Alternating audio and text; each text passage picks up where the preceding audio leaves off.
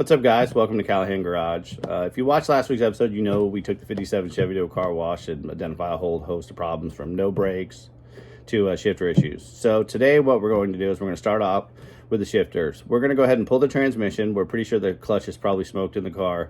There's some kind of issue going on with the Hurst shifter, so we're going to pull all that, take a look at it, figure out what we need to order, and then we'll go from there. Oh, like and subscribe.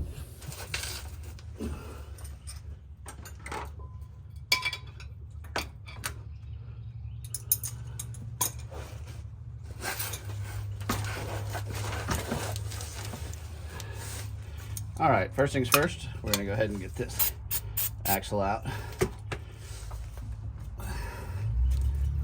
I know some people use WD-40. I use them both, whatever we got available. I just have that can sit in my garage. You may not believe this, but I actually have a garage. I just think this is the way most people have to do this, so why should I be any different? They're gonna be jammed on there good. So to get a screwdriver, hold it.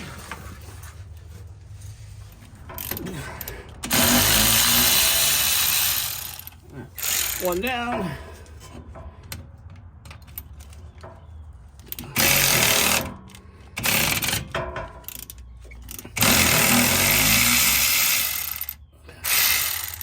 Two down.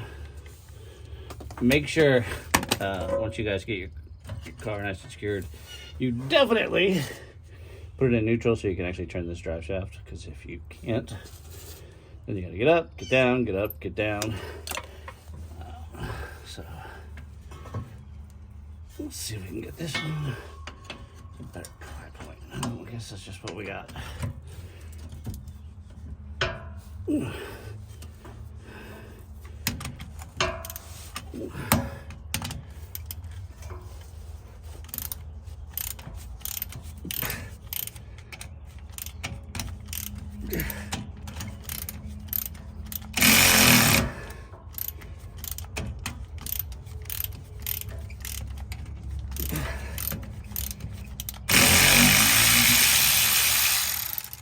This is at that point where I start questioning whether or not my son charged this.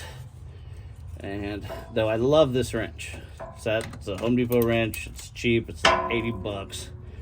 I've done a ton with it.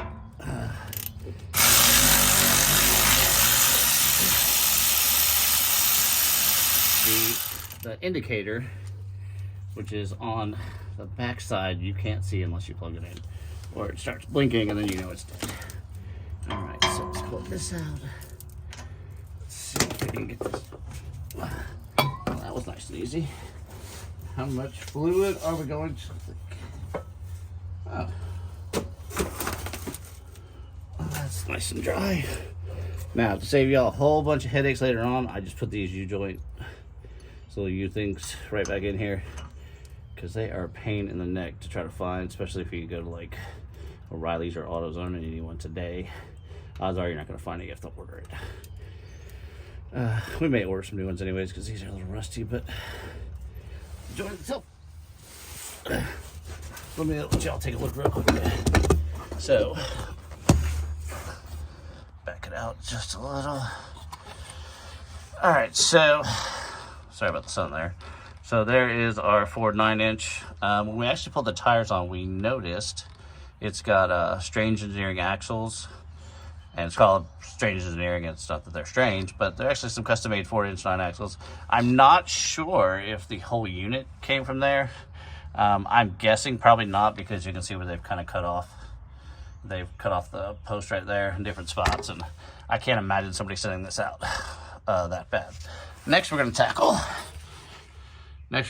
is this. So we're going to take out the speedo cable, disconnect the linkage, and then there are 4 bolts that actually hold it in. We'll pull that out, and then we'll pull the housing out separately. As always, they no cover on it, because you know who the fuck puts a cover on things. All right, so let me see if we can get us repositioned where we can see it a little bit.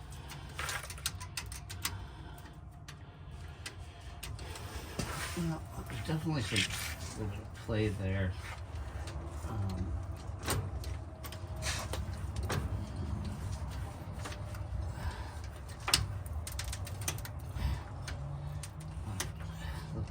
doesn't feel that.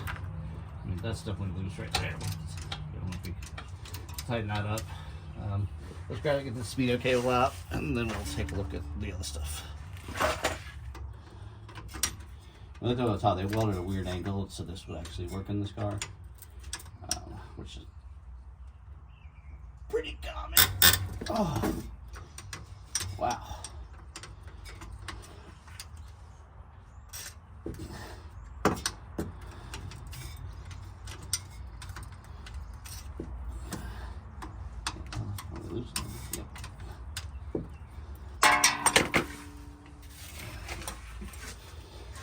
This is the problem part where I fast forward because you're gonna see me screw around with screw for 30 minutes because it's in a weird spot.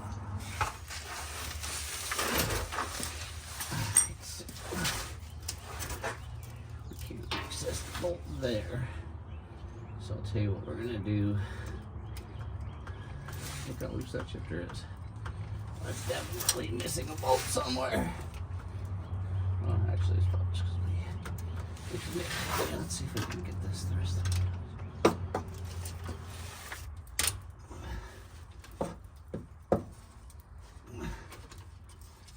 Not sure if you can see that, but that is actually what the pin is supposed to look like if it's put in the right place. And so, loosen it up there. Let's get the rest of that bolt out. So,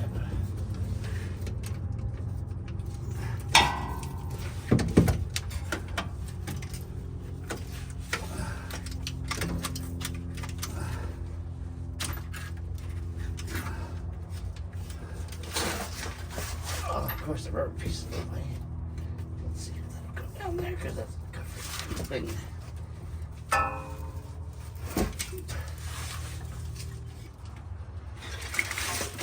And it's down. 2 hours later. Okay. So now we just need to get the speedo cable in there. You might be able to fit.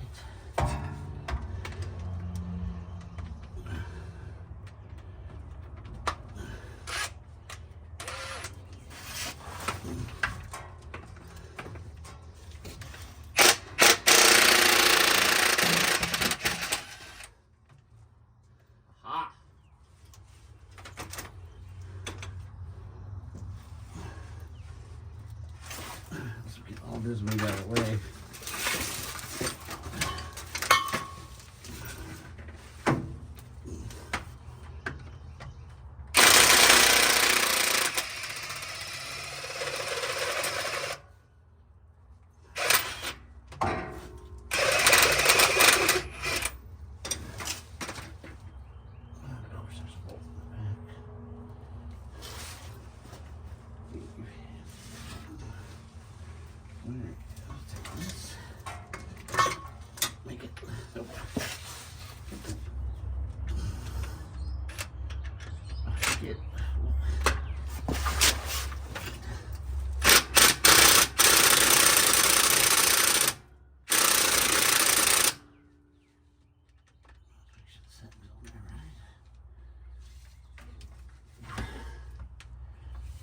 Turn it up just a little bit.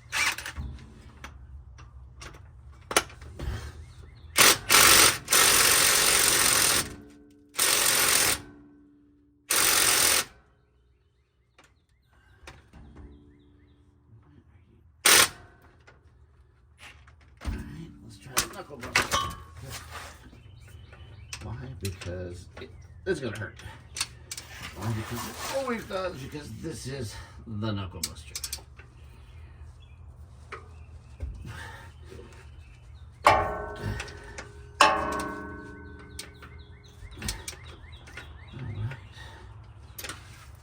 Break my knuckles.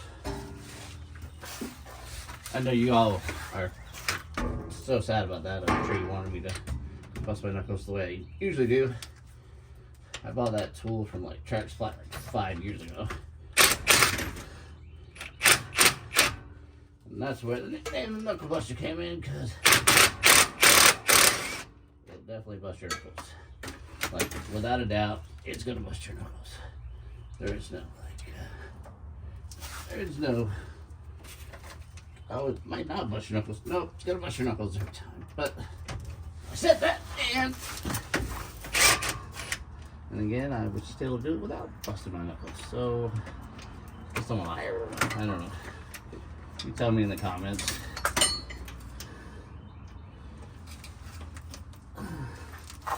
Oh, well, it helps I take the bolt out of there and put it on the other bolt because I'm gonna lose it in like 10 minutes. You're like, where's that bolt at? Alright, so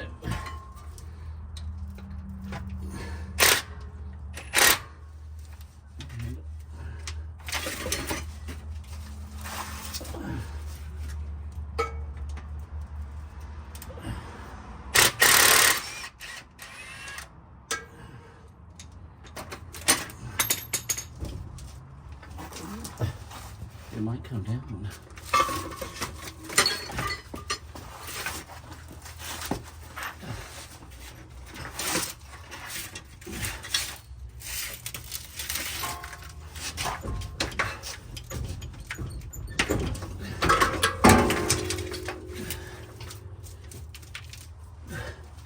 All right, dishes are done, dude. What's that? Let's get it. Yeah.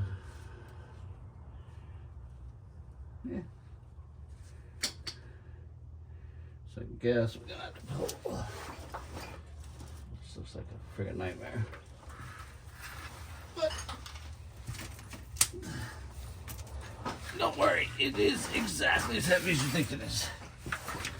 Oh. If y'all worried whether or not it's heavy, yeah, it's.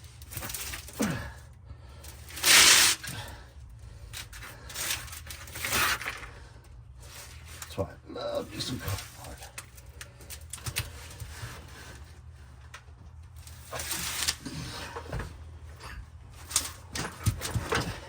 It's amazing how much strength you have when you're trying to lift this out and not let it crush your face, but then just pulling it. All right. Get it out.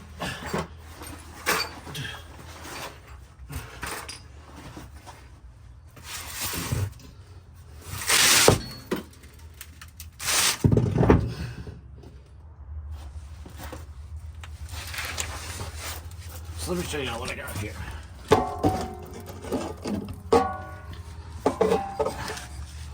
So there's our clutch. It's a spring, clutch fork is spring driven, by the way. Now, those are also the mounts for the back part of the motor. So what I think we might actually do is we may actually be able just to take it off, spin the motor over just a little, and just take it off and drop it straight down. I mean, it really doesn't look like it would be in the way. So I have not messed with a whole lot of these. Yeah, this is a little older than I'm used to, so it's kind of new for me.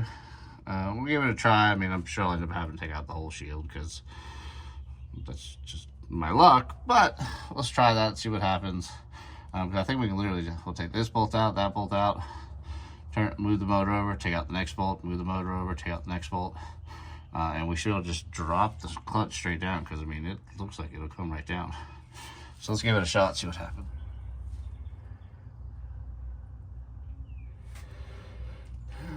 Let's try it. I'm all about shortcuts. I think when we go put back in, we're still gonna have to pull out though.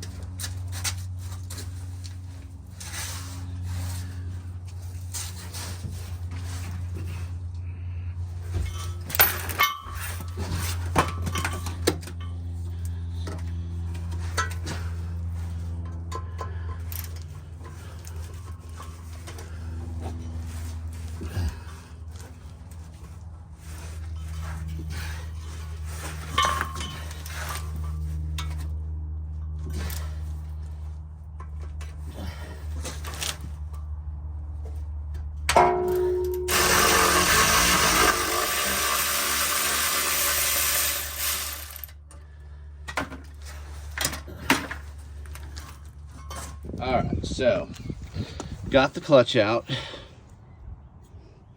and it is a newer clutch. You know, of course, it's quality stuff made in China, but look at the heat marks on that. So either it wasn't broken in properly, could have just been that it sat too long, could have been the problem we were having with the shifter. We got the whole shifter assembly out. We are probably gonna need to send this one away or order a new one. It's definitely seen some better days, but we're gonna get some parts. We got them ordered up, and hopefully they'll be here in a week. I say a week, could be a month, whatever. But this will be the end of this episode. You kind of see me pull out. Uncle said it takes 20 minutes. Realistically, on a lift, you could have this whole thing out in about 30. On the ground, you know, jacked up on jack stands, the whole 9 yards, you're looking at close to a 2-hour job, getting out, grabbing tools. Now, if you had a helper like handing you the tools, that would definitely be a lot quicker. But it's not that bad. Most of you guys, if you've changed the clutch before, you know it's just a pain in the ass because it's on the ground. But this will be the end of the episode. I will give you some updates as soon as we get the parts in, and we'll go from there.